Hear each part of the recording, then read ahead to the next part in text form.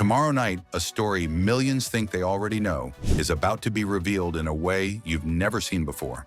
The brutal murders of Rob and Michelle Reiner shocked a community. And at the center of it all was their son, Nick. But what really happened? What drove Nick to commit such a horrific act? The truth is far more complicated than anyone imagined. Nick Reiner wasn't just a troubled teen or a rebellious adult. For 6 years, he had been diagnosed with a serious mental illness called schizoaffective disorder. This isn't just a mood problem.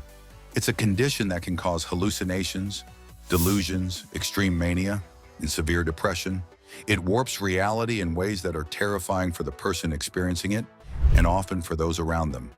And for years, Nick was being treated. Doctors had him on a combination of medications that stabilized his condition. He was functioning. He was okay. Until 1 month before the murders. That's when his medication was changed, and everything began to unravel. Almost immediately, Nick's behavior became alarming, unpredictable, and by some accounts, dangerous. His parents saw it happening. They were watching the son they loved slip away, and they didn't know what to do. Here's the question that changes everything. Why would doctors alter a treatment plan that was working? Sources say the reasoning behind the change is shocking and cannot be justified, but the details are still under wraps. What we do know is that the change directly preceded the tragic events that would unfold. Even worse, Nick was never hospitalized during that critical month.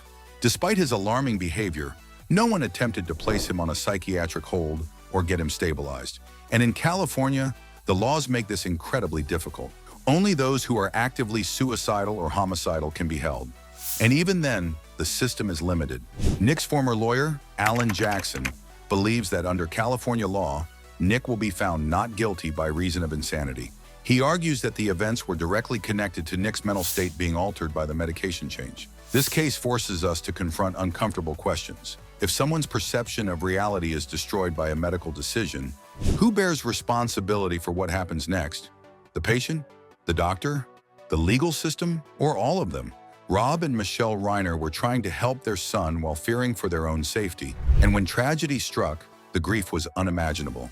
How do you mourn parents who were brutally murdered while also trying to understand the son who committed the act? How do you reconcile love, fear, anger, and grief all at once? Experts say that in cases like this, families often experience something surprising: forgiveness. Not because the act was excusable, but because the person who committed it was sick and untreated, the illness overtook him. And yet, questions remain. California law complicates these questions. Psychiatric holds are difficult to obtain, and doctors often must release patients even when symptoms persist. And it's about the unbearable pain of a family left in the wake of tragedy. Tomorrow night, TMZ investigates the Reiner murders. What really happened will explore every angle. From the medical choices that may have triggered the violence, to the legal battles and the heartbreaking decisions that families face, this documentary dives deep into a case that has left more questions than answers. And it's not just about guilt or innocence, it's about understanding. Understanding mental illness, understanding the laws meant to protect us, and understanding how fragile life can be when systems fail. By the end, one question will linger. Could this have been stopped?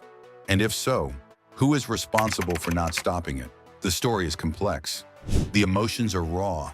The consequences are real. And once you hear what really happened, you may never see this case or the issues around mental illness the same way again. Thanks for watching.